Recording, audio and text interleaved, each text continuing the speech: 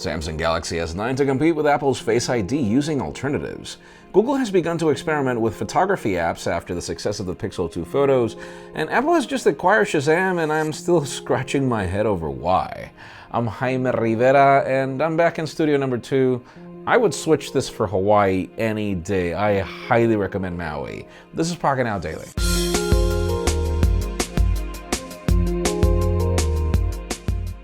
The official news today begin with deals. If you're in the market for an iPad, Best Buy is probably the best option right now. Depending on which iPad you go for, you can get up to $150 off, and that's the case of the 12.9-inch iPad Pro. I don't necessarily recommend the model that large, but I know a few people that actually prefer it because for them, size does matter. That's what she said. Now let's talk about Andy Rubin, as we've got some official reports that he has now returned to Essential as of Friday. According to a statement, it seems that Rubin confirms that, he did have a relationship with somebody within Google and that everything was under consent and that there shouldn't be anything to worry about, which is really the reason why he had left the company temporarily. So it's great to see Andy back at Essential. We can't wait to see what he does beyond the Essential phone, even if I'm actually using an Essential phone and I actually like it. And speaking of Google, the company has a few new applications that deal with photography, specifically 3. One of them that mimics a cinemagraph and interestingly is exclusive to iOS, and then other applications that allow you to take other advantages of photography.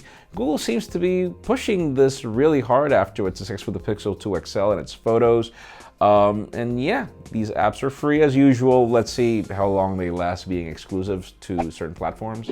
Let's talk about Apple, as the company has just acquired Shazam for, according to certain publications, $400 million.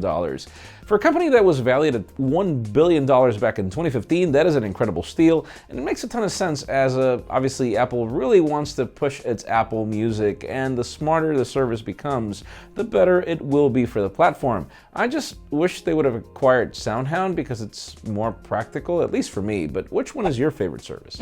And finally, the very hot news today have to do with the Samsung Galaxy S9. For those of you wondering if we're going to get a Face ID competitor, actually no. According to trusted sources, Face ID has so much technology, it'll take competitors a couple of years to catch up, but Samsung is not going to be sitting on its laurels. It's actually going to boost the megapixel count of its selfie iris scanner from 2 megapixels to 3, and that 50% boost should allow it to be faster at picking up iris scanning. So it makes all the sense. I mean, I like the iris scanner as it is, I just wish that it were faster, so if this would solve the problem, that'd be great. But it leads me to the question today: do you think that iris scanning should be the way that Samsung continues to push, or do you feel that the company should bring Face ID? In my case, I trust iris scanning a lot more than Face ID. I feel that this is what Samsung needs to push, in my opinion. Leave us a comment down below, we'd love to know yours. Friends, again, if you want to get the news earlier, follow us on Pocketnow.com and subscribe to our channel by hitting this button up here. You can watch last week's Pocketnow Daily up here. You can also watch our thoughts on the Pixel 2 XL in our review down here. You can also follow me on Twitter, Jaime_Rivera, on Instagram at Jaime Rivera. Please give this video a thumbs up if you like what you saw. I am Jaime Rivera. Thanks so much for watching. We'll see you tomorrow.